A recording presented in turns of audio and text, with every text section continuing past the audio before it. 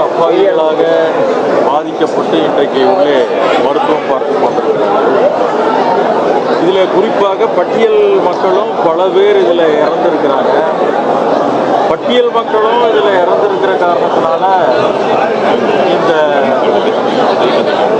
யார் இதற்கு பொறுப்பானவர்களோ அவர்கள் மீது வன்கொடுமை தடுப்பு சட்டத்தில் வழக்கு பதிவு செய்து அவர்களை கைது செய்ய வேண்டும்.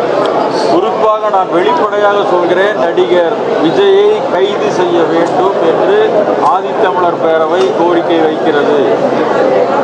அதில் வன்கொடுமை தடுப்பு சட்டம் போடணும். ஏற்கனவே அல்லு அர்ஜுனுக்கு நான் அரெஸ்ட் பண்ணி உள்ள வச்சாங்க. இதே மாதிரி ஒரு நினச்சி அது ஒருத்தர் தான் அங்கே இருந்தாங்க. இங்கே இன்னைக்கு ஏறத்தாழ 40 பேர் பாதிப்பட்டு இன்னும் உள்ள கிரிட்டிக்கல் கண்டிஷனில் நிறைய பேர் இருக்கிறாங்க. ஆனால் ஒன்று,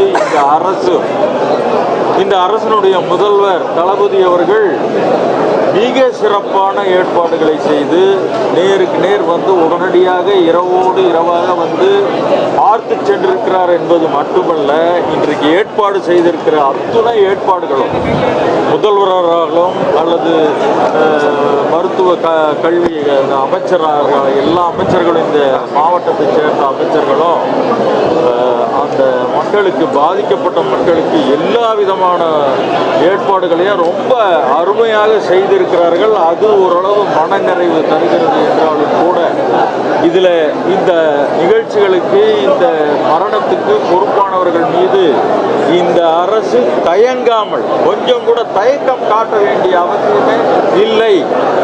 திரைப்பட நடிகர் விஜயை வன்கொடுமை தடுப்பு சட்டத்தின் கீழ் கைது செய்ய வேண்டும் என்பதுதான் ஆதித்தமிழர் பேரவையினுடைய கோரிக்கை. நன்றி, வணக்கம்.